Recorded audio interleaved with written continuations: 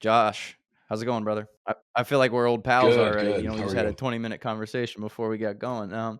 But Josh, how about you tell everybody out there a little bit about yourself and what you've been up to over the last couple of years? Yeah, Josh Carr. I'm the CEO of Echo Water. We make hydrogen water. Well, we make ways for you to get more hydrogen gas into your body. It's a health and wellness product that's a market that's underserved and relatively unknown. And I got involved in this back in late 2022. So one thing you should know about me is I have a genetic arthritis Mhm. called ankylosing spondylitis. And it hits people to different degrees. The way that you'd be able to recognize it, like rheumatoid arthritis, usually gets people in their small joints, their fingers swell up or whatever. And ankylosing spondylitis generally goes the other way, so it starts in your major joints, Mm. like your back, your hips, whatever. And I didn't know what I had for a long time, but I used to be like super active. And um, actually, the way I found out, I was training for a marathon, and I was supposed to do like a 21-mile run that day. The marathon was kind of close. And I got like a mile and a Mm. half in and I thought I broke my foot. Couldn't walk. I was like, what is wrong with me? And anyway, one thing led to another. And like 3 years after that, I was finally got a diagnosis. And, but it Mm. comes and goes. It kind of goes in these waves, where you have good periods and bad. They call them flare ups. And so prior to 2022, and really, uh, for about 3 years there, I was just in the worst spot. Like none of the medicine I was taking was working. I tell people I didn't go upstairs in my house for 3 years. I gained a ton of Mm. weight. I got up to like 210 pounds. Um, and I'm not a big guy, so that I'm like 160 pounds right now, and kind of like my normal weight. Yeah. So putting on 50 pounds at this size, 25% of your body weight, just totally sedentary, and it makes you really, really tired. I'd sleep a lot. I didn't move a lot. I was doing like Mm. 2,000 steps a day on my watch, and like literally didn't Jeez. go upstairs in my house for 3 years. So I'm going through this, right? And then there's all sorts of things in that story with personal tragedy and problems and all these things happening.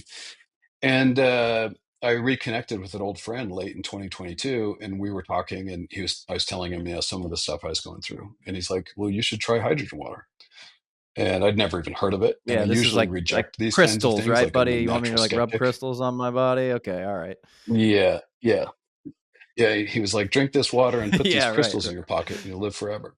Um, uh, and so I just he gave me a hydrogen water bottle, and out of courtesy, because we were going to get back together in a week or two, um, and he'd someone I hadn't seen him in like 5 years, and so we were going to reconnect to go to lunch or something in like a week or two. But he gave me this bottle, and so out of courtesy, because I knew And I'd have to also face him, I pretty low started risk. using And it. put the water in there, And hit the button, boom, we got it.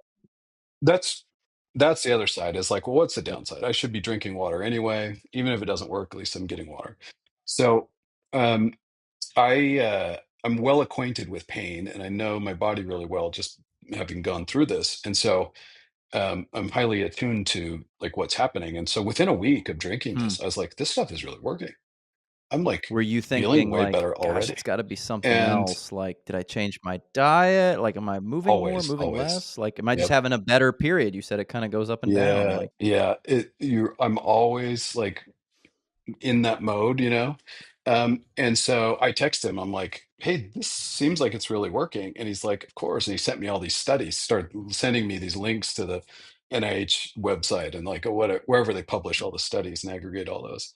And there were all sorts of studies on hydrogen water and arthritis and inflammation and pain. I was like, "Oh, I thought he was just Mhm. selling me hocus pocus here." I mean, he gave it to me, he didn't sell it to me, but I thought he was just like, you know, telling me this nonsense. Because I've had people come up to me since my diagnosis and say, "Oh, you know what you need to do is get stung by 1,000 bees, or you need to try this or try that." And in all honesty, I would be willing to try almost anything if it led to some result, But like CBD, for example, everyone would say CBD, and I always say, well, if you are normally here and you have this much inflammation and it brings it down to this level, that's great, and you'll feel so much better. Mhm. But I'm here, and so if it brings it Yeah. down to this level, it's barely noticeable.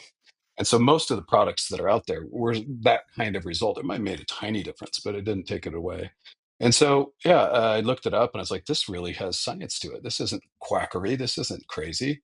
This is real. And so I kept at it. And within a month, I was noticing like significant improvement, not like minor improvement. And so things have gotten better and better since then. It's not the only thing that I've done for my health, but I do say that it was like a foundational thing that enabled me to do the other things. So it kind of led to a little bit of a virtuous cycle. So I got the inflammation down. Now I could move more. I went from 2,000 steps a day to 10,000. 10,000 is not huge, but it's a lot for me, right? And now that I'm moving more, my metabolism's better. I'm losing a little bit of weight. Now I have a little more energy. Now I'm sleeping better. So it became this virtuous cycle, and hydrogen's kind of unlocked that. And so one thing led to another, and I failed to mention it was his company, and he had been trying to promote You said this and this was get people to pay attention to it for 2022? years. And this 2022, and so in February of 2023, well, in January of 2023, he approached me and said, um, I'm not loving this. I feel like I have a mission from God that people should know about hydrogen water, but Mm. it's not working. And I'm wondering if you would take it over. And I had a history of entrepreneurship and marketing, and it really wasn't on my radar. But he's like, what if we relaunch it? You're the CEO, and we try this again your way. And so we partnered up and relaunched in February of 2023 as Echo.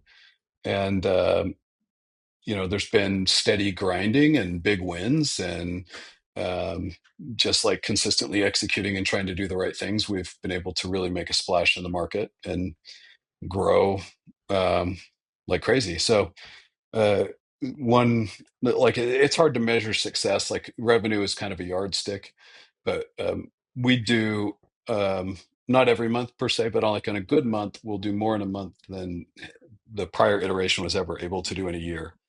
And so that's been great. And then our branding and positioning and getting the right people on the team, we've improved a lot of that. So it's given us opportunity to partner with other people and get some really great people to out promoting our brand. And so that's been phenomenal. I've had some lightning strikes where we had uh, people have talked about us on Yep, Joe Rogan that's where I podcast a first couple of heard about times. hydrogenated Um, water was through Gary Brecka on JRE. And it looks like yeah. you're involved with Yeah, we 10X. I used to see be that, yeah, partners on your with Gary. website here. Yeah, so we've done some stuff with 10X. Those guys have been awesome to work with. They have their own branded bottle that they sell to their customers, and just good dudes for sure. And then we used to work with Gary as a partner, and he would promote our bottle.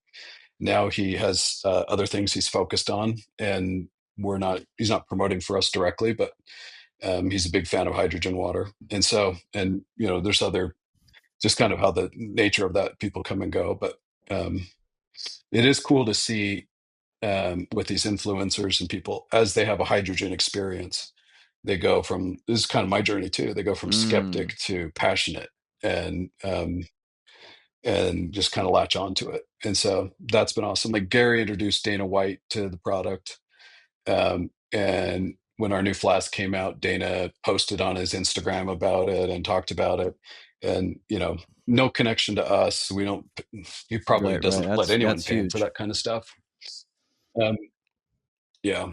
And, um, and I had a chance to meet Dana a couple months ago, and he was just like really benevolent and like, congratulations on all your success and everything. And I know he and Gary are really tight. So I was kind of worried because we're no longer partnered up with Gary. And so, but he just was passionate about hydrogen and wanted that to succeed. And so Mm. it's been really So, fun.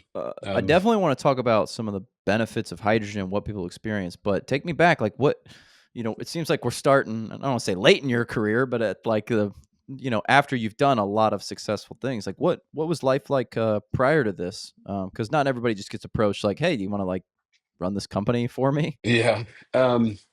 I'm a entrepreneur at heart. Like I always knew, even when I was little, I knew I would be doing my own thing. Mm. before I even knew what that meant, you know? Like, my mom always tells me stories of, like, when I was little, 5 and 6, I would save all my Halloween candy, and I'd wait till my brothers and sisters ran out of theirs, and then I'd Supply and sell them the demand. Sorry, candy, and, friends. um yeah. So I was always doing stuff like that. I don't know if you remember that show Oh from the yeah. '80s, Family Ties? You had Michael J. Fox being, Alex P. Keaton. My parents would always say that was me, you know, like, it was just always, like, it was born into me, so I knew I would be doing something like that.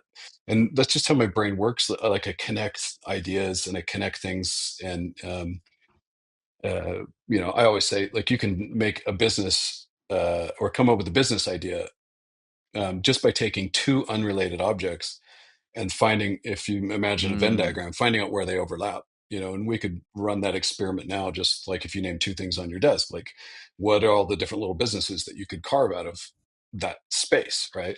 And not all of them are good ideas, and not all of them have a big enough market. But that's always been really easy for me to make those connections and business models and business plans or whatever. So I've done a number of things. More have failed than have worked. You know, stuff in the training coaching space. I've done real estate funds. I set up a registered Oh investment geez. advisor firm that I sold. Did a lot in real estate and, tax lien investing, and, did, I did eBay business in the early days. Hey, Then I there you switched to go. Amazon Now you're talking businesses. I my imported language. stuff. Yeah. I hustled. I did a lot of affiliate marketing. Yeah. And then, consulting. I think maybe consulting was probably one of the best things I did, because right after college, I took a job, because I'd done all the affiliate marketing and online stuff, and just the timing of how old I'm 45. And so, back then I was the youngest guy in the room, and no one Right. knew how to do online marketing. And they're like, well, here's a guy who's making money. Like, I paid for all Mm. my What college kind of with stuff were affiliate you doing? marketing. And, it was so easy back then. It was a totally different world. Like, my probably the easy or the most effective thing I would do is post in forums and just say, "Hey, I use this company to solve this problem. You should check them out. Here's a link." And some of those forum posts, I remember I did one. There was a company called Logo Works that did, business logos, and so we went to, like, a business startup, forum, and there was a conversation about that. And I'm like, and I had actually used them. That's how I became a affiliate, is because I was first a client. And so I said, yeah, this is, my logo. I had these guys do it, and it was easy, and it only cost $500 or whatever. And, that affiliate link on that one forum Jeez. post paid me out for years. Uh, every month, people would buy a logo from there, and I'd Mm. get 100, $200, whatever it was. And then, you know, you just get deposits in the bank account or whatever. And it's like that. It was so easy back then. And no one, now they would scrub the affiliate tracking part out of that link. You could still post it, but they'd scrub it. You know, there's a lot more controls on the internet, but this was like 2003, 2004. Well, even earlier. I started doing affiliate stuff in '98. So, The um, anyway, it was a lot easier. There was no rules and whatever. And as that got hard, then you just move to whatever the next opportunity is. Um, Now all the affiliate opportunity is like by building a list. You know, if you got a good list, you can make a lot of money on affiliate links. But, yeah, so it's like I was the youngest guy, and I was in the room, and I understood how this stuff worked. And then that turned into, like, consulting with these mm. businesses on how to do online marketing. And, you know, this is before YouTube existed, before, you know, seems like people were talking about Web 2.0, which meant, like, Mhm. you could put a video on something, you know. So, um, but that was great because, I got exposure to a lot of VC firms and a lot of, um, like, private equity kind of stuff, and they'd have me come in on clients, and I'd kind of do this, VP of marketing for hire, uh, and I would, when they didn't have a team at all, we'd come in and kind of create a beachhead, figure out how to tackle that market. And then as they would grow, then I would help them hire their team and put a team in place, and eventually replace myself with a Mm. full-time, VP of marketing, as there was a need, you know? And so I'd help them hire the right people. I'd help them hire my replacement, do the interviews, recruit, find the person, everything. And I was able to work with, you know, over 100 different clients in all these different industries, and that was awesome because I met so many people and I learned so many things, kinda like you're saying with, doing this, podcast. You just have so many awesome conversations, but then also just exposure to Mhm. so many different business models and ways of doing business and trying to solve problems. And I think I'm talking a lot and I'm talking fast, but I learned at some point that like uh, my happy place is Mm. solving complex problems. Like if I can do that, my brain's engaged and I'm going to go. And once the problems are not interesting anymore, then I kind of it's time for me to move on. So it's learning that's been really helpful. People say follow your passion, and they think that means if I'm into baseball, I should work in the baseball industry. And they don't get granular enough to think like, why am I Mm. passionate about baseball?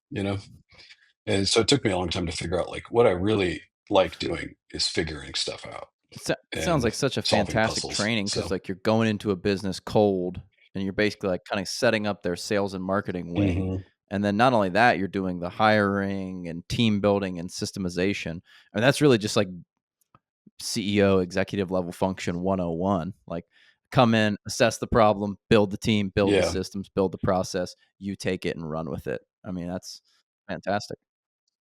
Yeah. And now I've got this library in my brain of like all the ways Mm, to do it and not to do it. Right. Like these guys tried it like this and it failed. And these guys did this weird thing and it worked. And I've got so much reference material in there beyond like the business books are always just like surface level. And it's like, because there's so many things, there's so many layers. You could have the best strategy and plan, and mm, nobody likes the CEO, and the business fails, right? And or you could have a dumb idea and not a great plan, and the team is just really engaged, and they find a way to make it work. And um, you know, so just pure hustle. And so you see all sides of it. But I think that was great. The other side is, I was working over 100 hours a week. I was young and broke and newly married and just trying to make it happen. And so you think about that. I did that for like, what, it would probably been about 4 years or 5 years, working that many hours.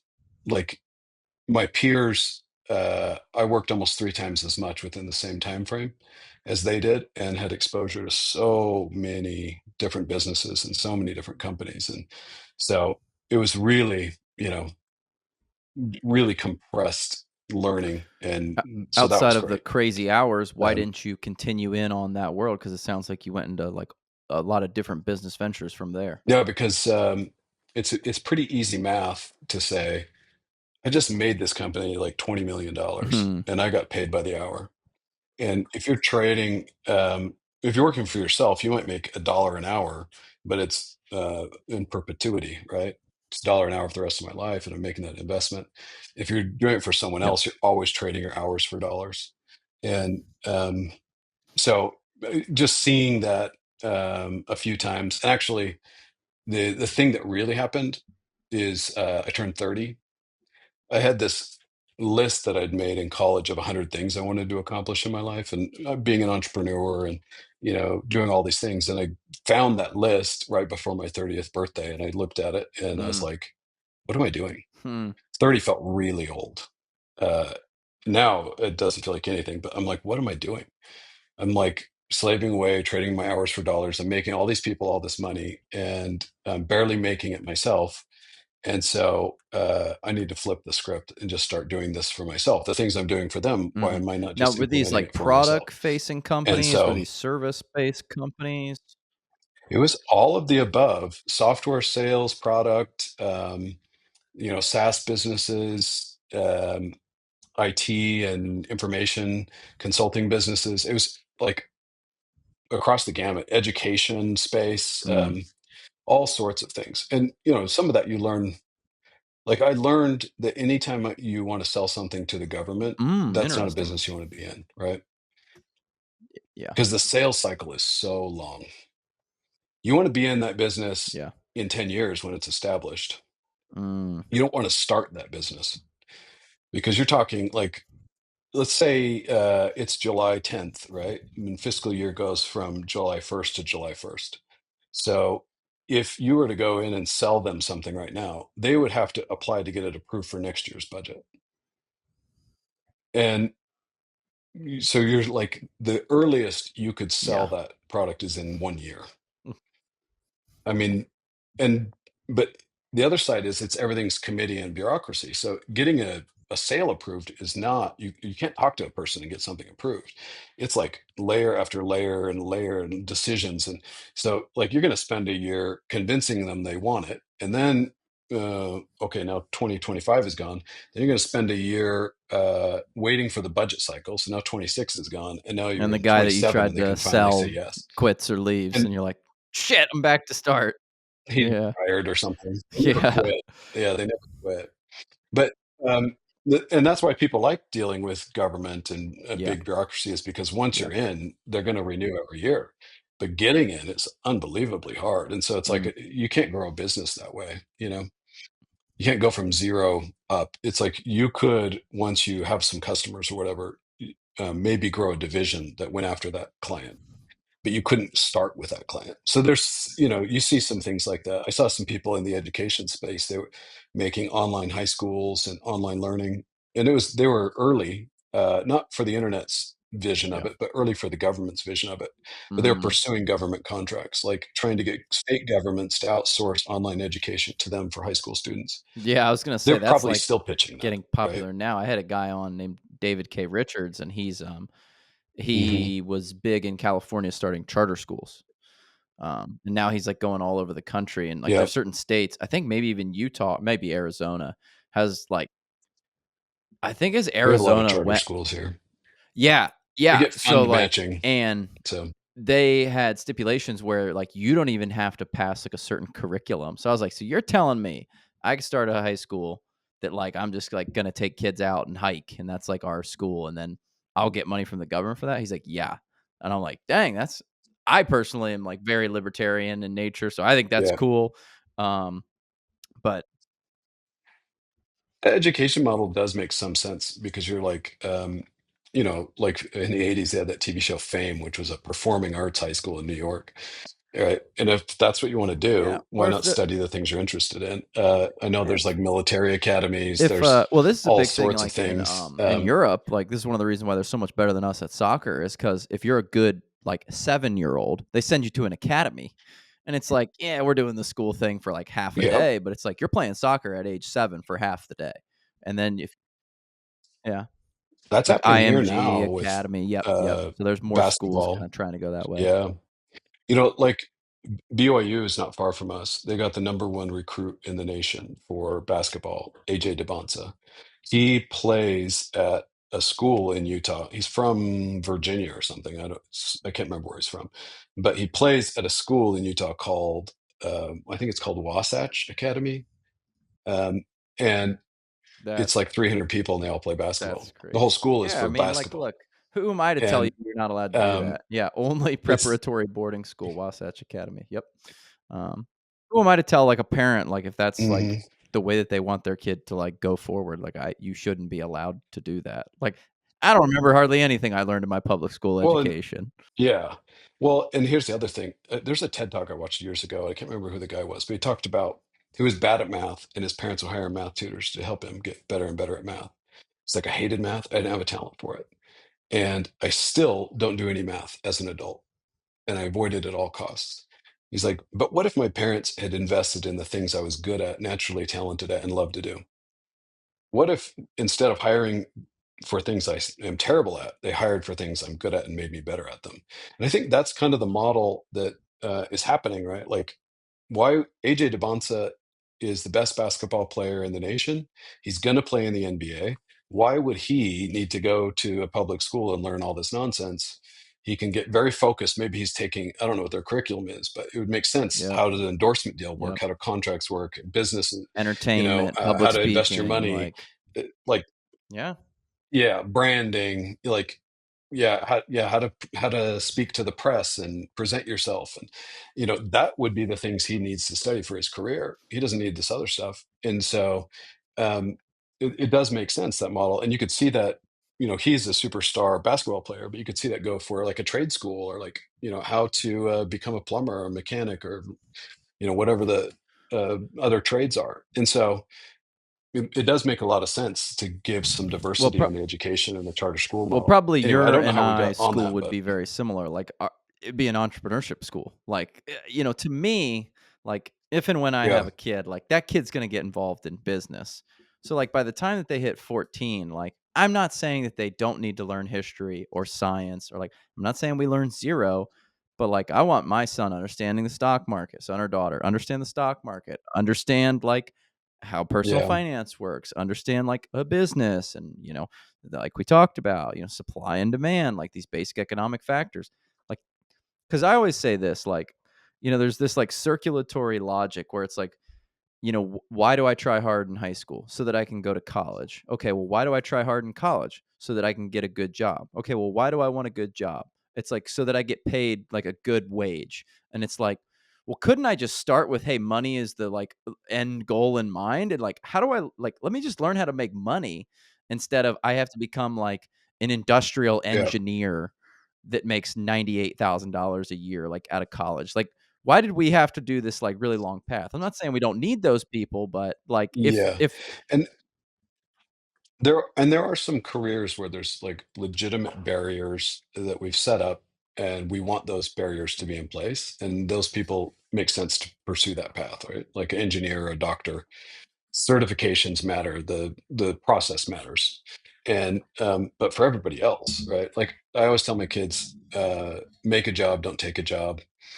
Um, like it's the lazy way to go apply Yep. for jobs when you should go start a business. And um, Yeah. not everyone's cut out for it. That's the other side. But it's hard for my brain to understand why we will talk endlessly about diversifying your retirement savings and not diversifying your income streams. Like people think they're safe because they have this job at a big company, and then layoffs come and they're done, right? And their whole livelihood is dependent on this one income stream. And I think that's risky and it seems foolish. Meanwhile, you could have five different little hustles going that pay you more in total than that, and they're things you like to do. And so, yeah, I try to encourage it with my kids and try to teach and structure it. They'll probably all end If up as that's what they doctors wanna and do, lawyers then, and break my great. heart, That's but there's worse things you could be than a doctor or a lawyer. So you see that you're yeah. making these companies all this money and you're like, "Hey, like, I should just be doing this for myself." So you're thinking, "What? I have to start some sort of an online business?" Um, I always have ideas and I always have things to do. And so I don't remember exactly what I started with. Um, but maybe it was Amazon. I think I did do I Okay. made a line of kitchen products that my theory on Amazon was I wanted things that were low cost, that were small, so they're cheap to ship, and they were low tech, so that not a lot to go wrong, and then cheap enough that people wouldn't be Mm. highly incentivized to return them, right? And so, like following that path, I ended up doing a whole bunch of kitchen things. So I um, like tried to carve out a brand where I made these things like ultra feminine, like went with pinks and peaches and pastels, and then I did uh, tongs and knives and mats and pans and like all these products in that space, and started doing that. And then I would just find opportunity on Amazon. Sold bags for a while, sold just wherever I thought Mhm. I could get some leverage there. um, and but there's that Bruce Lee quote where he talks about how you have to be like water Mhm. and fill the shape of your container, cut through whatever. And so it's just following where the opportunity is, and like, trying this and trying this and trying this. And it leads you down different paths to different businesses and different things. And so, at one point, I remember the Amazon business was making like five or $10,000 a month. It wasn't enough to do something on its own. And but I got really busy with some other things. And so I hired my brother and turned it over to him, but he wasn't really cut out to do it. So he was maintaining it, but not growing it. And eventually, I just shut it down because I was doing something else that was more interesting. I was gonna Sometimes I ask, wonder like, had I what stuck with it, year or what because Amazon was so small back then. That was like wow, yeah, geez. 2005, Well, I mean, we six, we started selling in early. 2014, which was, like, still pretty early for, like, a lot of people. I imagine if you'd stuck with it, it would've been good, but, Mhm. not Everything happens for a reason, as they say. Yeah, but yeah, yeah. So, um, that, you just try to find opportunity and see if there really is opportunity there where you think it is, you know? That's a big part of my method too, is like, um, it's Eric Ries that wrote the book talking about minimum viable product.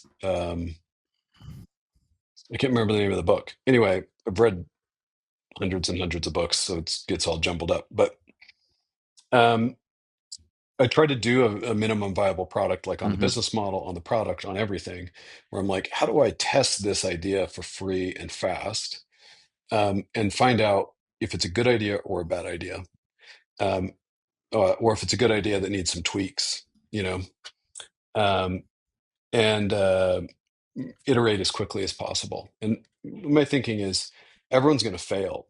If you can fail at a higher rate with lower risk than anybody else, Mhm. then you'll find what works faster, right? So it's if 99 businesses fail every 100 starts, well, Mhm. then maybe you should start 100 businesses, you know?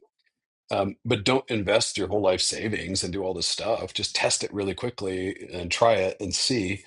I've even done things, maybe this isn't even ethical, but I'll say it anyway. But like we would spin up a little site and put a product on it that didn't exist yet, um, and see if we could get people to buy it, right? And if people would take out their credit card and buy it, then we'd say, "Oh, sorry, it's back orders, whatever. Here's your money back." Or we'd authorize the card but never run the card or whatever, just to see if people Mhm. were interested enough to make a transaction. Um, and then if that's working, then I'll like, okay, maybe I should go source this product. Maybe I should put some energy into this, whatever. But if you can't convince people to sell it, then why put a whole bunch of time, money, and bringing the product in on a hunch, you know?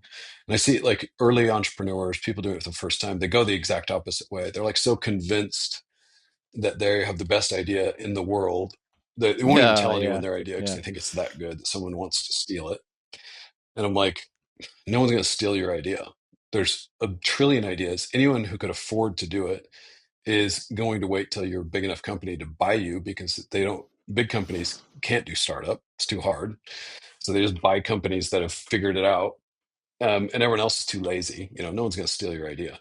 Um, and it's also not a novel idea. 10 other people have already thought of it. So, um, but then they like pour their life savings into it and they go borrow money from friends and family and do all Mhm. these things. And they don't even know if it's going to work yet.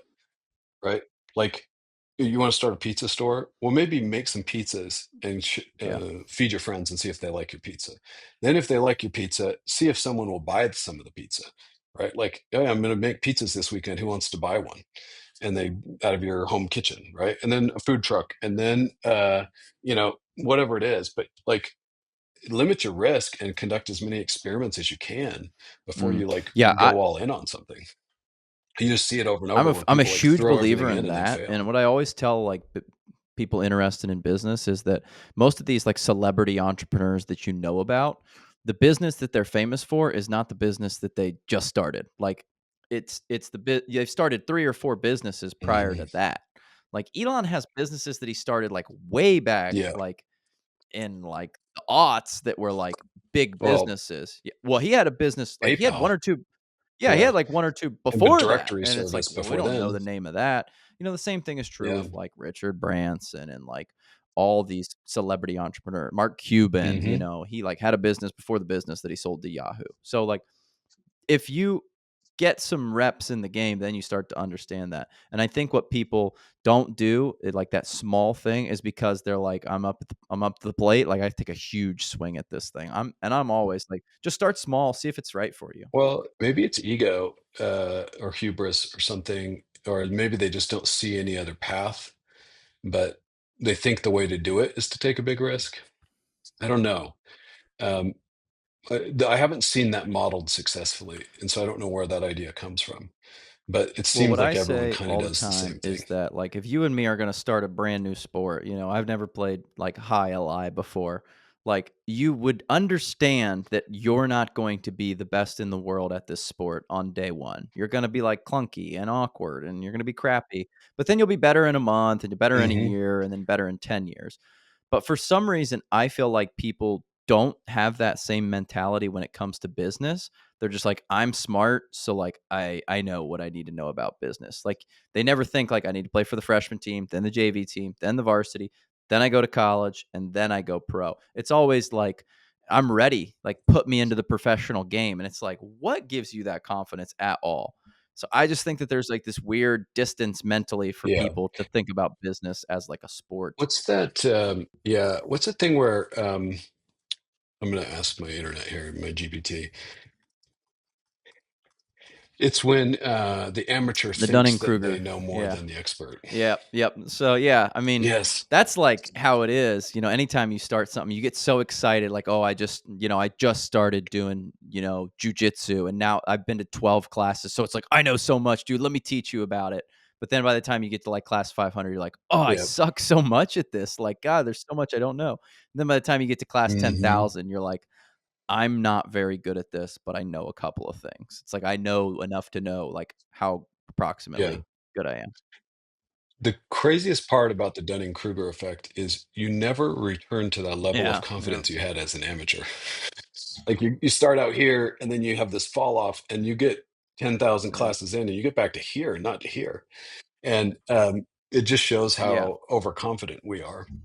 The other thing is, people focus on the wrong thing with business. They think it's the Mm. idea that makes the business, and it's the customer, right?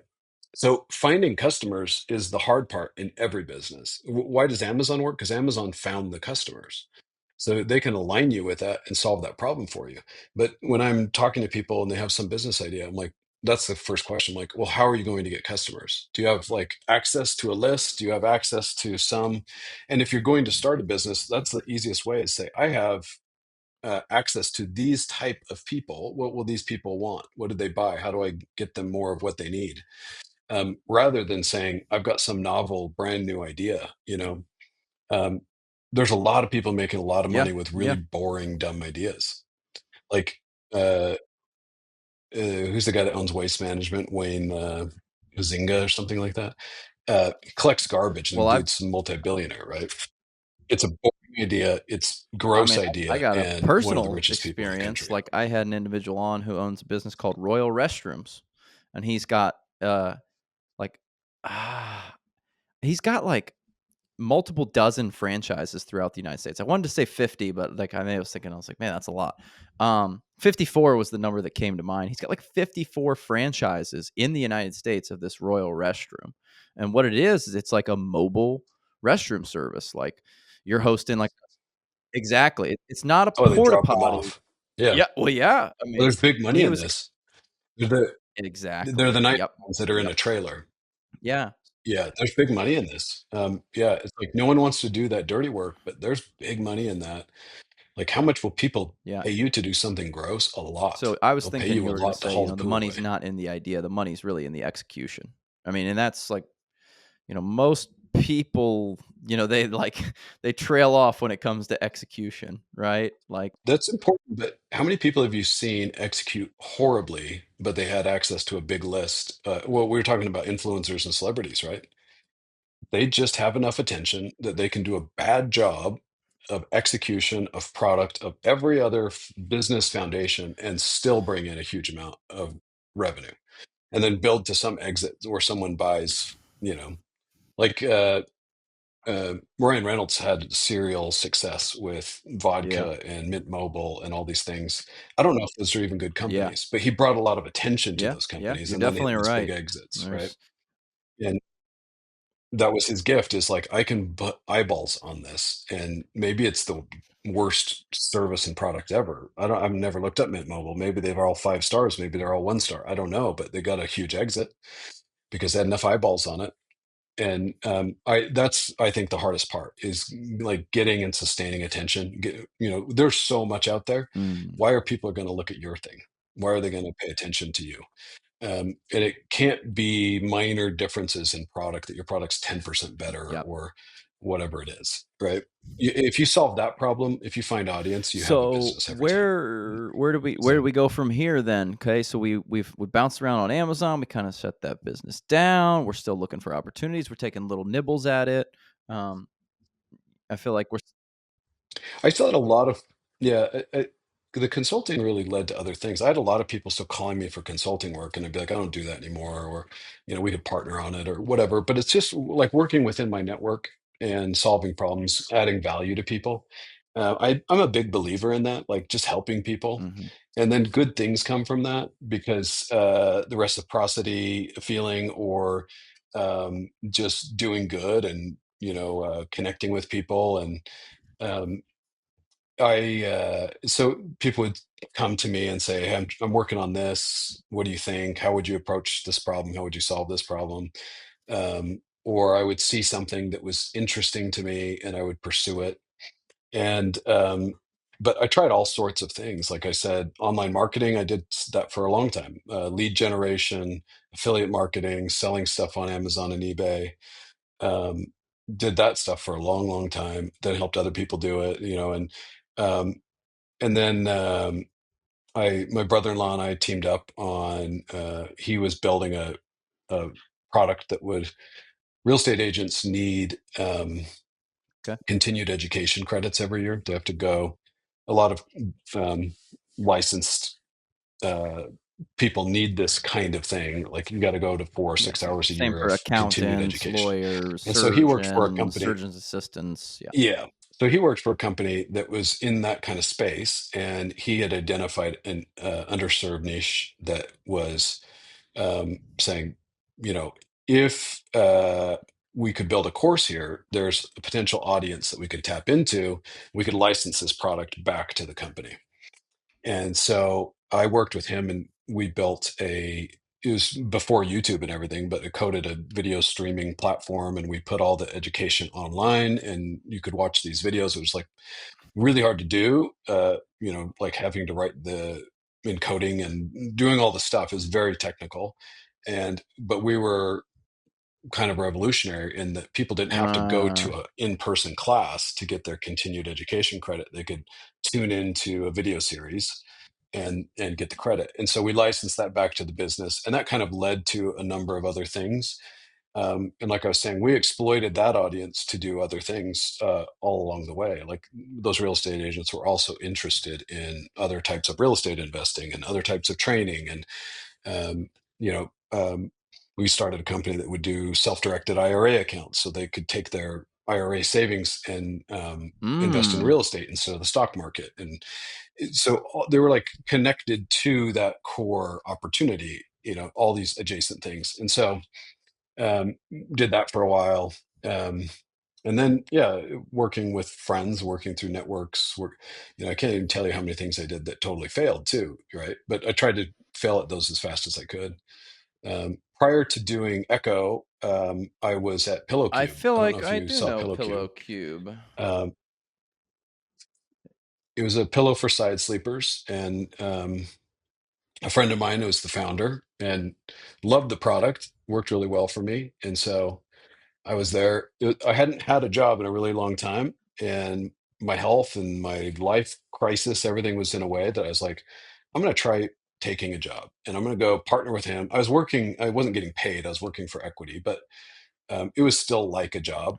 And I did that for a couple of years, and then we went our Hmm. separate I feel ways. I'm like not a good I would be the employee, same. You know, so I I've did never learn that had a real job. The only real jobs I've ever had, I was a soccer referee over summers, and then I worked at Best Buy for about a year and change right after I graduated from high school. Those are the only like jobs I've ever had or Yeah, after college. yeah. So we learned that I'm not a good employee, and that he needed somebody that would do what he wanted and not do what I wanted, and we would just butt heads, and we were really good friends at the start, and then Yeah. it was like, this is not a fit. I shouldn't be an employee. I'm ruining my life here, and probably yours too. So that was um, it was it was a good way to stay busy in that time of my life, is during COVID and everything anyway. So um, and then yeah, well, I had a number of things that we shut down when COVID started. And my former partners restarted and started doing that stuff again, but I wanted to go do something new. So, um, uh, yeah, it kind of led me here. So when I got involved in Echo, I was actually modeling out several different businesses that I was interested in testing along different lines, but they're all Mm, product focused. I wanted to do another product, like physical product. And so um, I feel like the era of pixels is coming to an end, right? It's so easy to code now, especially with AI and like Replit and those things. So you can crank it out. And so, like the value in code, it used to be that was kind of a barrier, and you could code something novel and create value there. Um, Chris Anderson has that book Free, where you have to have like some ability to waste in order to innovate. And the only thing, electricity had gotten so expensive we couldn't manufacture, and no one was making anything in the US anymore. So the only area where we had any innovation was with bits and bytes and storage, right? And so we had, for 20 or 30 years, Google and Amazon and cloud services, and those SaaS models and Salesforce. Those were the only innovations that were happening were in code. And I think that era is kind of done. I think code is going to be, is essentially ubiquitous. It'll be accessible and easy, and like being able to code something completely novel is going to mm. be dead within a couple of years here. So I want to do something physical, and I thought it was kind of interesting to me. And so um, it, Echo did line up in that way, that it was like a physical product where I could innovate. And so, and right when I started it, we started designing this new bottle. And No, have you but seen this? Did we I'm send you poking one of around on the these? This website, is the yeah. Echo Flask. It's beautiful, man, it's a sexy product. Yeah, this one. Um, I have a dead battery. Let's see. Oh, it's saying charge me. Um, but it's a smart bottle that produces hydrogen water. It monitors how much water you're Mm, drinking and how much hydrogen you're getting. And we can generate hydrogen at a higher concentration than anyone else can come close to because it can hold so much pressure in the bottle. That was a big engineering challenge. And so that was really fun to like do something new and do design and create something and get some patents. And mm. it was really engaging. And we're working on new versions, new endpoints, new ways to get hydrogen to people. And so it's been awesome to just be able to be creative and solve problems and do some big So talk things. to me And it's about been a this lot of fun. hydrogen water thing. Like I said, I've really only started to hear about it. I did have a bottle. At one point, I had an ion bottle. Sorry, my mom bought it for me, so, Mm. sorry, it was no. Well, actually, we're kind of the market leader or category king, if you will. But what happens is people go and they say, "Oh, that bottle's Yeah. $300. This one's 150." Right? They're not the same, but I understand why So, people do that. Um, you it's didn't in stick my with it. car right now. So, someone put something in my head, and it kinda, like, I don't wanna say ruined me, but I had it for, like, a year. I used it pretty regularly, and then someone was like, "Yeah, I feel like those bottles kinda run out of juice." Is that true or not? Ours doesn't. If it's so, I can tell you on the mechanical side why it might. I'm not super familiar with the ion bottle. I know it's a lower cost to ours, but there are some really Mm, cheap ones that are actually pretty dangerous, and I would not recommend. But there's a proton exchange membrane in the bottle, and it allows only hydrogen ions to pass through, and then they recombine on the other side 'kay. as hydrogen gas. The bottles that don't have a proton exchange membrane, now you have the oxygen and the hydrogen, and those can recombine as all sorts of things, including chlorine and acids. And like once you start taking those Mm, elements in chemistry and putting them back together, the way they reassemble, you can get all sorts of things. And so um, people that buy those cheap bottles will say, "Oh, mm, it smells like chlorine. Is this good for me?" And you're like, "No, it's not good for you. It's hypochlorous acid, and it's not good for you. It's good for sanitizing your countertops. That's what they use at the dentist's office or whatever, but it's not what you should be putting in your body." So I get really concerned about those cheaper bottles because they make claims like they're a good bottle, but they're actually like hurting people instead of helping. And then those mid-price bottles. So the other part is that we have the electrodes on either side of that membrane are titanium that are coated in platinum so that they don't corrode and they don't build up any calcium, and it keeps the water as pure and clean as you can possibly get it. What I'm assuming is on lower cost bottles that they're not going to those lengths because it's very expensive and very hard to do. And so if they haven't coated their let's say they're not titanium, or let's say they're not coated in platinum, those would get corroded over time, and your ability to Mm, produce hydrogen would go down. But on a quality bottle, mm, you won't have a problem with that. So, um, ours is, we have a 5-year warranty on our bottle. The other guys have like a 6-month warranty, right? So that's kind of the big difference is, like, you can buy like the cheap knockoff right. iPad wannabe on Amazon that'll last you 2 months, or you can buy the real iPad, and they probably sell more Yeah, fake right. crappy iPads than they do real ones, but So they're not very good, right? They do have a screen, and they do so have what buttons are or whatever. people gonna generally, like, expect from hydrogen, like water? Now, it sounds like you had, I don't wanna say, like, a really extreme reaction, but it seems like your response. I don't know if my reaction was extreme. I Mm, was just highly attuned to my pain, and so I noticed it right away. But the first thing, what I always tell people is, energy and mental clarity is like, within a mm, few minutes of drinking a bottle of hydrogen water, your brain will be more alert. And I mean, these are all in studies, but your brain will be more alert and you'll have energy. And it's not like, sometimes we confuse energy with caffeine, right? Like, caffeine is that jittery, anxious energy. This is like, if you're a morning person, the morning is your best hour of the day. If you're a night owl, that's the best time of the day. The hydrogen water mm. will, like, it'll feel like that when you're at your best, right? And and that's within 15 minutes to a half hour of drinking a bottle. And that's probably the easiest thing for people to feel right away. Is, I say, like, at 2 to 3 o'clock in the afternoon, when you start to feel that little slump and you're going to turn for a coffee, or what This are is you a drinking yerba there? mate tea. Matcha? Is that what that is? Yerba Yep, yep. mate from like So, I Chile actually or really something, right? personally, it's kind of Okay, weird and everyone's like, but it's, what is this?" Are you like, "Oh, you hitting a pipe," because you got, like, a little, metal spoon, or metal, yeah, bombilla.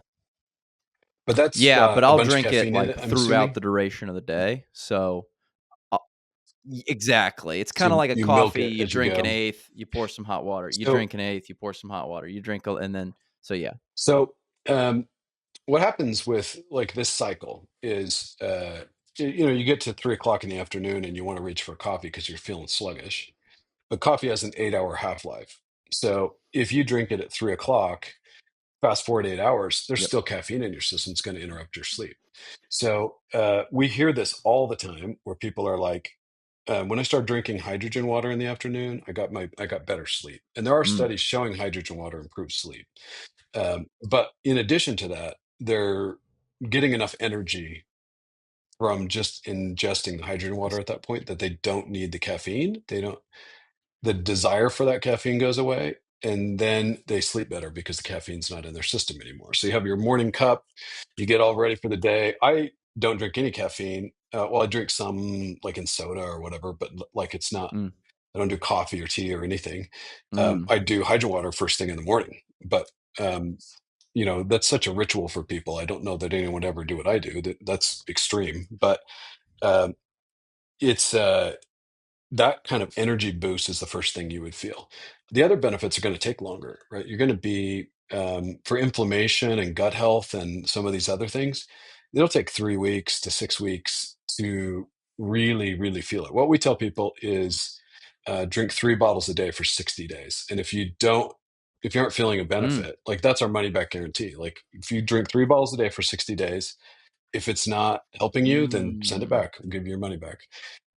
And very few people do that, right? Because if they're consistent about it, they get to that point. They're like, "Oh, I'm really feeling it. I can't live without this." And I do that test to myself every once in a while. Like, I'll take a few days off to see, and I'm like, "Okay, yep, I'm feeling it. So And my aches and pains are back." Because I'll start to think I'm cured from my arthritis, and then go a few days without it, and I'm like, "Whew." Or I left it home on a vacation once, and it was like a 5 days trip. By that fifth mm. day, I was like, "What have I So, done? do we This know, is like, the miserable." mechanism that's So, happening in the body that's, I know there's a variety of different health benefits, but is there, like, a one thing we can nail down? yeah, how deep do you want me to go on this? How Let's give interested me is the the, audience give me in the pitch. nerdiness like this? Yeah. Let's find out. Well, your body produces a lot of Mm, hydrogen in your large intestine naturally. That's through fermentation generally, and your body consumes that and it uses it in a number of different things. What hydrogen water is doing is it's bringing that water into your stomach and small intestine where it can be absorbed more quickly. And what they've discovered is there's okay, so maybe this is the best way to explain it. Something it's a beneficial stressor on your body. So it's kind of Yeah, yeah. like have you tried intermittent fasting?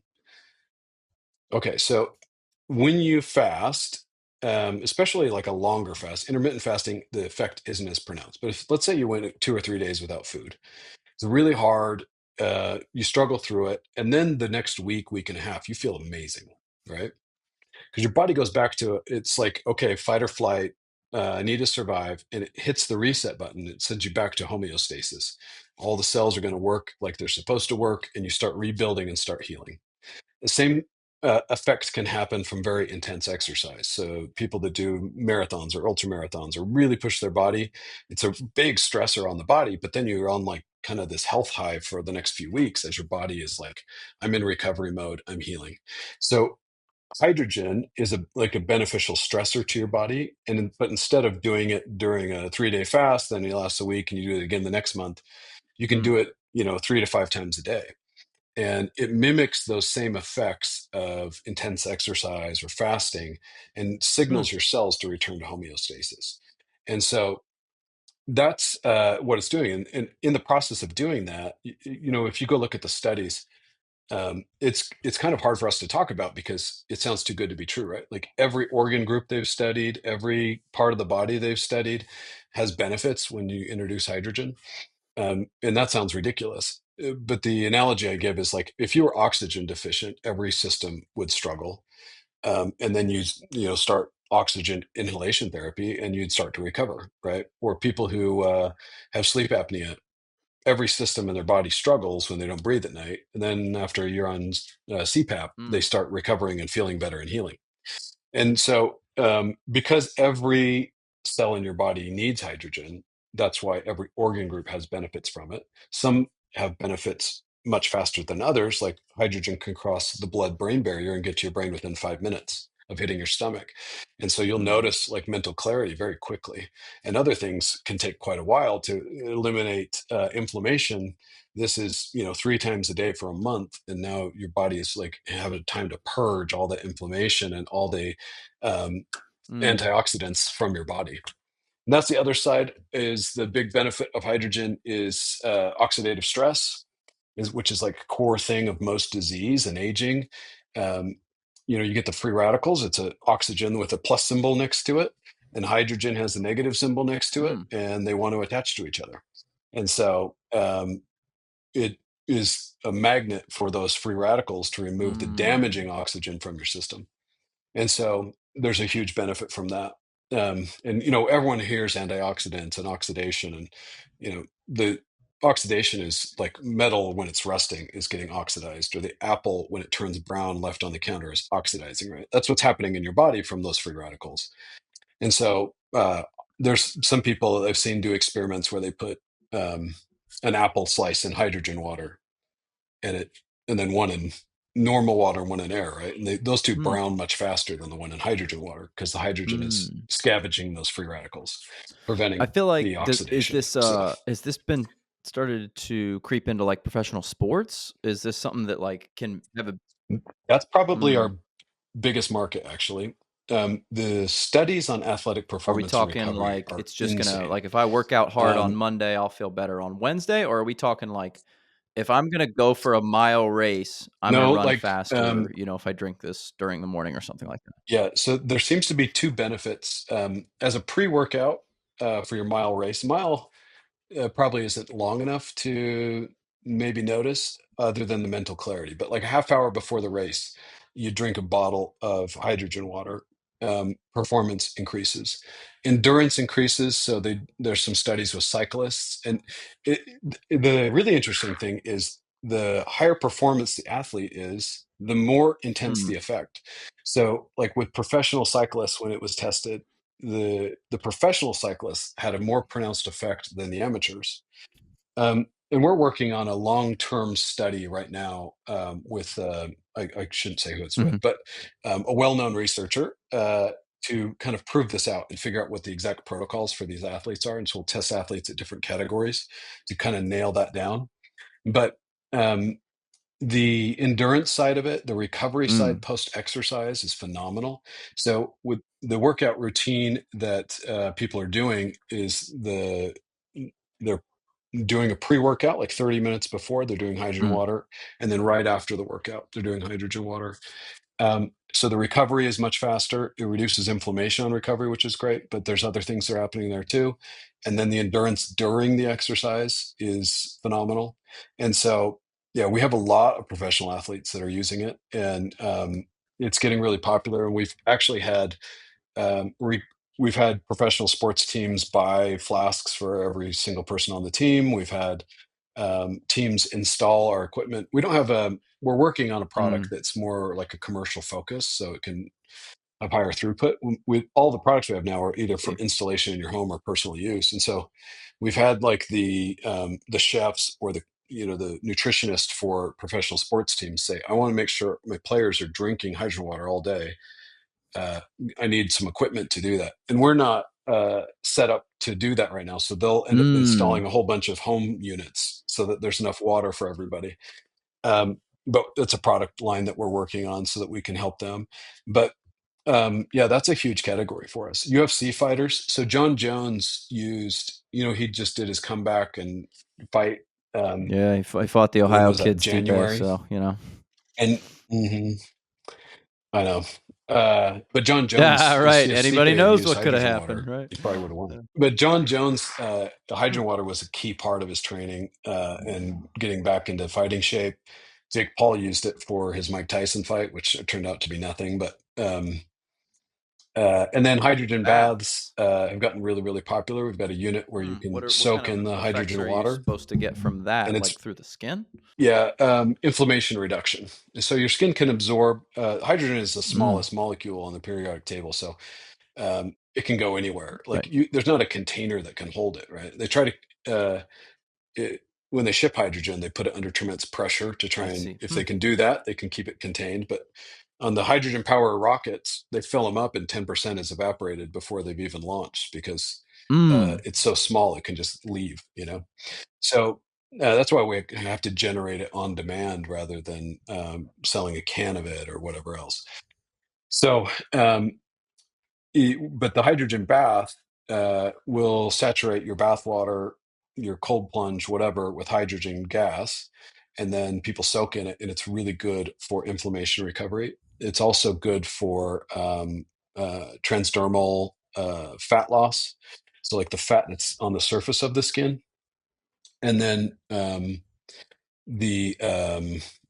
what's that called when you have Mm. psoriasis?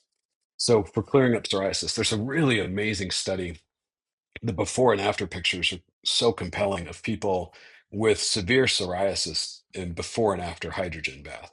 And that makes sense. Mm. Psoriasis is caused by inflammation. And so if you can reduce the inflammation, the psoriasis can go away. And so those effects have been really pronounced. And so hydrogen baths, it's a very expensive piece of equipment to make that happen. But the spas and health centers and places like that have been latching onto that and starting to provide hydrogen baths. We've talked to a number of cold plunge companies that are interested in integrating it into their cold plunges. So that's a category that's understudied and Mm. underutilized, but it's So that growing really machine, quickly. does it pump the water all the way through it, or can you just, like, get it into the water and then inject the hydrogen? Yeah. So the way you separate the hydrogen from the water is with electrolysis. So you run electrical current. It's actually, since we're getting geeky on this, you're I familiar mean, with I hydrogen fuel cursory cells in cars? understanding. Okay, so the promise was you could like generate your own fuel at home, or the fuel be generated on demand, and then you fill your car with hydrogen, and the hydrogen gives off Mhm. electrons, The and the water exhaust car, is water, right. right? And so it's taking oxygen from the atmosphere, and so it's taking oxygen that Mm. gives off an electron that powers the car. And when they combine, it forms water, and that goes out the exhaust pipe. Hydrogen from a tank. it's combining those. Honda or Toyota made a hydrogen car. I didn't see that. Of course. Just like Obama drinking the water from Flint. It's fine. I'll drink the water. I don't know. Oh, yeah. But crazy. Um, so that technology was invented by NASA for the Apollo program because they had a hydrogen powered rocket. And they thought, hey, if we can separate this hydrogen, we can provide the astronauts with water and oxygen. And we can run the process the other way and generate electricity that powers the module. So they spent a whole bunch of time and energy developing the membrane to make it possible to do Okay. pure generation and separation without causing those acids and the chlorines and things from developing and corroding everything. And they figured it out. It took them a long time and a lot of money. They figured it out. They never used it, but they did figure it out. And so DuPont had a proton exchange membrane that they invented for that, and it was called Nafion. You can look that up. And it's used in industrial hydrogen applications. We use it in our bottles. It's used in hydrogen cars. Um, but that proton exchange membrane only allows the correct ions to pass through. And so we use the exact same tech that they would use in a hydrogen powered car or in a hydrogen industrial manufacturing plant, but we run it in reverse. So um, we in a hydrogen manufacturing plant, they're creating hydrogen the same way we are. So that one's not reversed, but they are combining hydrogen gas and oxygen, and it gives off an electron and creates water. We're taking water, we're adding Mm, an electron, splitting them apart. And so hydrogen's always separated from water using electricity mm, in a process called electrolysis. And like I was saying with the cheap bottles, if you don't have that membrane, it'll reform as nasty stuff. But if you do have the membrane, it'll reform just as pure hydrogen, H2. So with the bath, we have a system, it pumps it out, it filters it. You have to add water to it, distilled water, and we run that water through the generator to create the hydrogen gas, and then we infuse it through the stream of water from the tub or cold plunge and enrich that with hydrogen gas and pump it back in. So you'll see when it comes out the other side of the bath, it's foggy, it mm, looks almost like milky because it's full of bubbles. And so it doesn't stay in the water for a long time. You have to leave the machine running constantly, um, mm. but it'll Yeah, stay in you for like guys a got half some hour. crazy stuff on the website. You got the hydrogen pitcher, you've got the Hmm. machine for home use that looks like it kinda connects into your water system. You've got the f Yeah, so we have yeah. countertop You machines, also under have an counter inhalation machines, and then the machine? flask is our best seller. Yeah, hydrogen inhalations are super effective. I conducted some experiments on myself where I would Yeah. sleep with it. You're supposed to do like a half hour, and I would try to sleep all night with it. And like, um, because of that, remember me talking about how it's like, it's disrupting your cells and making them turn to homeostasis. So the inhalation, you don't want to get used to the hydrogen as your Huh, normal okay. state. You want it to interrupt, right? So you want to drink a flask and then a couple hours later have another one. And it's the interruption that makes it most effective. And so 8 hours was too long. I started to get used Interesting. to it and I started to see a decrease in benefits. But um, inhalation is very, very quick. It's if you sit at a hydrogen inhalation machine for 15 to 30 minutes, you'll leave just feeling like full of energy and just lit up. And so, a lot of spas and health centers, the treatments that people go in for, oftentimes increase their pain before they increase the healing, right? And people will go into a spa, spend a bunch of Mhm. money, and they don't leave feeling amazing. So a lot of spas and health centers have been introducing hydrogen water and hydrogen inhalation into the process. So like when you're in the red light bed or when you're doing the massage or whatever, you'll be inhaling hydrogen, and then you leave their office feeling like cloud nine, like your body feels great, you have energy, you don't have any pain, you're just like I've never felt better. And so they've been doing that quite a bit. Um, so people leave in a happy place. It's kind of like the Mm, mechanic that washes your right. car. You always like that mechanic better. So, but yeah, John Jones used the inhalation for recovery and training as well, not just water. And that one's getting more and more popular. But again, those machines that can produce the hydrogen gas at that volume require a lot more membranes and a lot more electrodes. And so you think about those titanium electrodes that are covered in platinum, and the membrane, which is like, I think we have to pay Mm, $20 a square inch for the membrane. Uh, the cost of that adds up. Maybe it's a square centimeter. I'm trying to remember the math, but they're very expensive. Um, no one sells anything by the inch but the mm. United States, so it's got to be square centimeter. So they're very expensive, and we stack those up to generate it in high volume. So you'll have electrode, membrane, electrode, membrane, electrode, membrane in a big stack. We flow water through that. And then, so in order to generate it at that volume, you have to have a whole bunch. And so the cost just goes up. The generators are very expensive. Everything else in there is not expensive, the pumps and the pipes and whatever. But that generator in there is really adds up. So to do it in the volume of a bath or an inhalation machine, What those machines about get quite hydrogen expensive. tablets? Can't I just get like a regular bottle of water and just drop one of these tablets that I got on Amazon here, like into my water? How's that work? Yeah, so we have a Saw that hydrogen powder actually that we the sell. probiotic. Um, I have right here.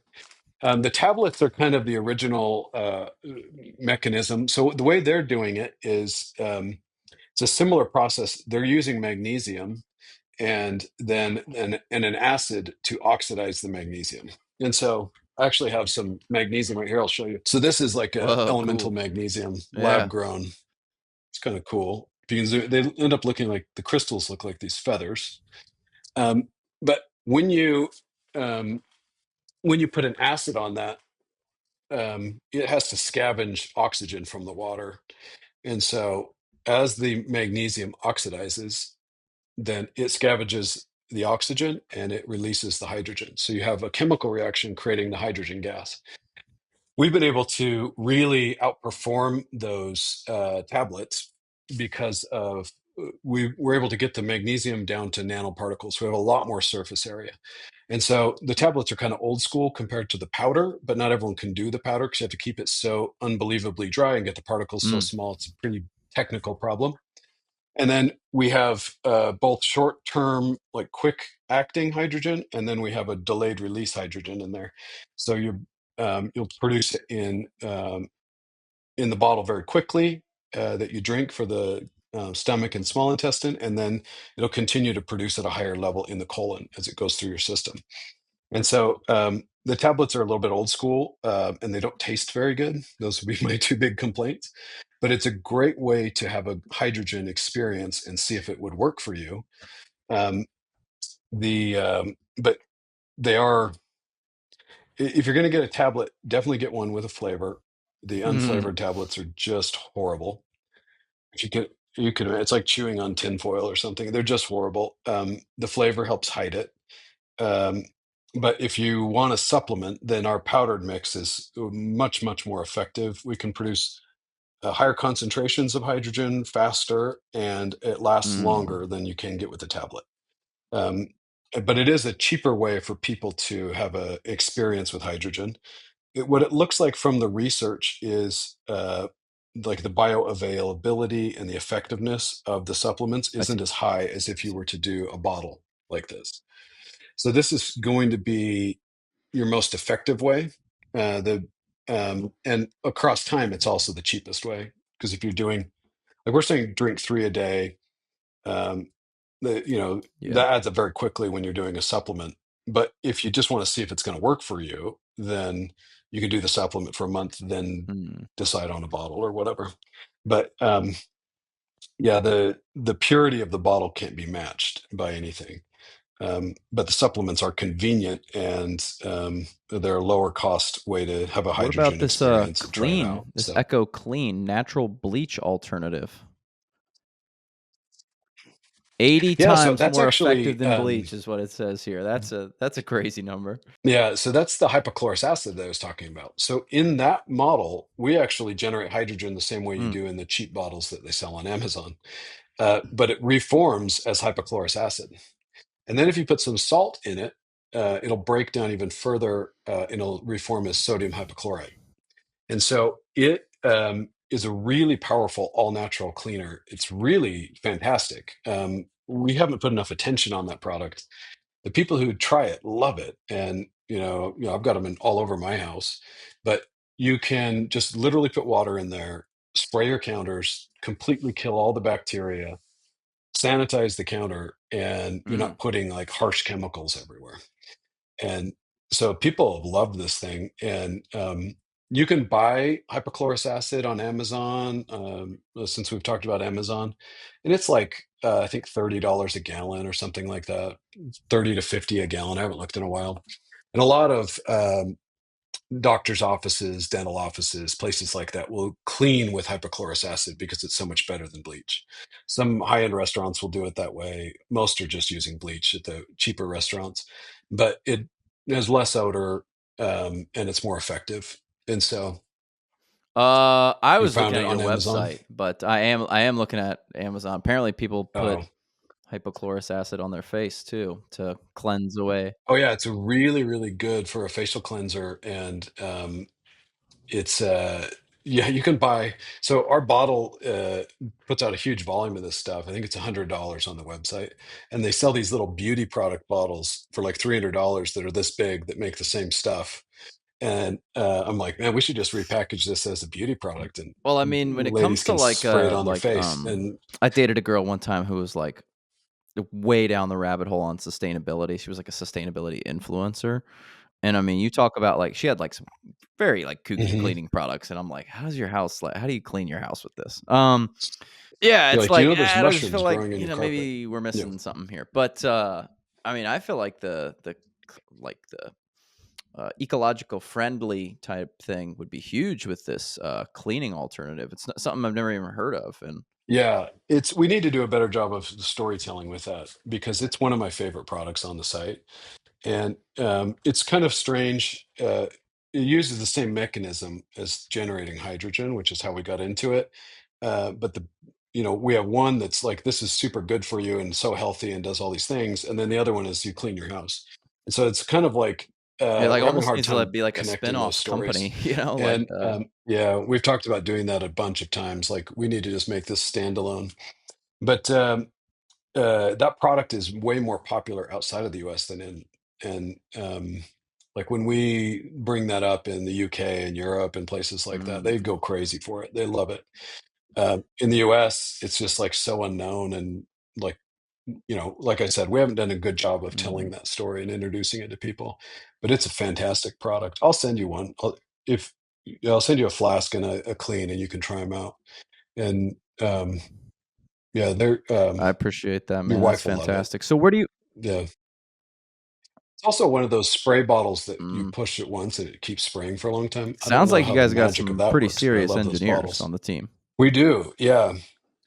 We've our product development team they blow my mind, the stuff that they know, and their ability. And just like, when someone goes so deep on something, you hear them riff and the knowledge that they've acquired and what they know about plastics and stainless steel and the material science and manufacturing, and like, they'll look at something, know how to assemble it. It just blows my mind.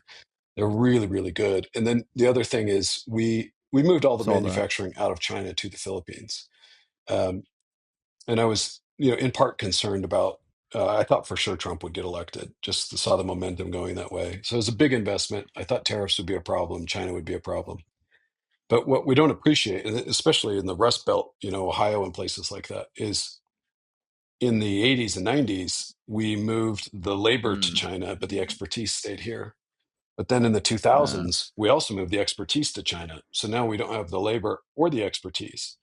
And we've kind of stripped out the industrial base. People don't know how to make things here anymore. People don't know how to build the molds and the tools and all the stuff. And so we had to bring a bunch of engineers from China as well and move them to the Philippines. Our tool and die makers, all of these specialties that I thought, hey, like, my fail fast minimum viable product. I'm like, let's build this first in the US and figure it out. And then we'll do whatever we need to do to ramp up manufacturing, either near shore it, offshore it, or maybe build something here. And yeah, all the right. guys were like, that's impossible. I'm like, it's not impossible. Let's find the people. And it turns out it is impossible. The specialized knowledge is just, they've all retired. they've moved on, and no one here is learning that anymore. It's really too bad. And so we've got some great Chinese engineers that live in the Philippines now and help us solve some of these problems. And then most of our team is here in the States, but they have to travel over there all the time. We have a lot of Zoom calls, but yeah, really, really It's a impressive, the stuff that crazy these guys complex know. problem. I It can't even blows my begin to mind. think through like how you would go about that. So where do you want the company to go? I mean, your CEO. It sounds like things go in the right direction. What do you feel like the next step is for the company? I'm an entrepreneur and I'm interested in businesses and ideas and doing things, but this is kind of also mission based for me because it's done so much for me, and it's such a simple solution to complex problems. Like hydrogen really becomes the foundation for everything you're doing in health. Like your supplements you're Mm, taking will work better. If you want to eat clean, your ability to absorb nutrients will improve because your gut health is improved, right? Like everything you're doing uh, is facilitated better by having hydrogen water as part of your ritual. And so it's part of me is like, this is a mission where I need to get 1 billion people that know about mm, hydrogen water that can start telling the story. And like the health improvement and the testimonials that come in are just crazy rewarding, right? Like I've done lots of businesses and people say, oh, we loved your product, thanks for taking care of us. But it's so different when someone's like, you literally healed me, and there's a problem I've had for 30 years and now I'm better, and you've changed my life. And so it's so different than anything I've done that is outside of this space. So that's really cool. I think at some point we're going to have a harvest event. We're going to have the opportunity will be, it'll reach a point where in order for us to go to the next level and reach even more people, we will have to partner up with someone bigger, someone with better distribution, someone with so that some kind of investment acquisition partnership. I think we're like 2 to 3 years from something like that being fully necessary. So we're on target to do I think we'll do about 50 million this year in sales. We have some really huge things that I wish I could announce that I can't announce, of partnerships and promotion, people that'll be promoting and endorsing, that are coming in the next couple months, that'll like bring us a tremendous amount of attention, um, which will push us to the next level. But even then, I mean, you talk about a business that's doing 2 or 300 million a year, and that sounds big, except the world is such a huge place. If you're going to get this to everybody, you're going to have to team up with somebody that has better manufacturing, better distribution, better banking, better reach. And that's kind of inevitable. And I think it yeah. aligns with the mission if you could find the right partner to get it out. And so we'll see. It may be that we just keep growing it for 10 years and 20 years or whatever. But I think that some kind of interaction like that is almost inevitable, and would help accelerate this and get it to as many people as possible. I don't have anyone in mind per se, but there's a lot of people that are much bigger than us in the clean water enhancement space. Everyone from like Brita to Keurig to uh, you know I don't even know who else, but they're already filtering water, which is important. They're already adding things to your Hmm. water that make it better, which is important. Uh, you know, we're like the soft drink companies are getting hammered, and so they're moving into the Yeah. functional beverage space more and more and more as consumption of Coke goes down, right? So Coke bought Fairlife, Vitamin Water, all they just keep acquiring these healthier brands. I think something like this might make sense for a brand like that as well. If you could bottle it locally and do local Mm. distribution, you could How do a long could canned that survive version. hypothetically? Um, and if you could get a good seal and have it under enough pressure, All right. you could do probably a year of Okay. shelf life without too many It would have problems. to be in, like, a Um, can or, like, a but aluminum it's bottle, you thinking? Or glass? glass or aluminum. Hmm. Yeah, the plastic would go through the plastic reasonably quickly. Um, Plastic is tough to like ours is plastic because it has to hold so much pressure. So we are doing 200 psi in the bottle, so you can't do Mm. glass that'll hold that pressure; it'll Is there, shatter. like, a thought Um, process in the future of, but like, maybe how to go to a different material? Because I'm a real princess when it comes to plastic. Like I really try my best to avoid plastics. Yeah, we're working on a stainless steel bottle. Um, you would be surprised on the material science side, um, the complexity there as well, because the pressures are so high, like those vacuum double wall bottles. There's a lot of distortion once the pressures get that high that we're having problems figuring out the lid. Mm, Lid would fly off, different ways of attaching that. I mean, that's a problem that we've been working on for about 2 years. And so we're getting close, but that's a really mm. more challenging problem than I thought it would be. But if you were to do a lower concentration of hydrogen, um, like we're doing up to 8 parts per million in the bottle, which is a huge dose. If you were to reduce that to say 4, then you could put it in a glass bottle that could be sold at a gas station or an aluminum can, something like that. And because then you'd only be at like 30 psi or 40 psi. So those are possible, but just at lower concentrations. But I think there's interesting things there on the beverage side, and finding the right partner there.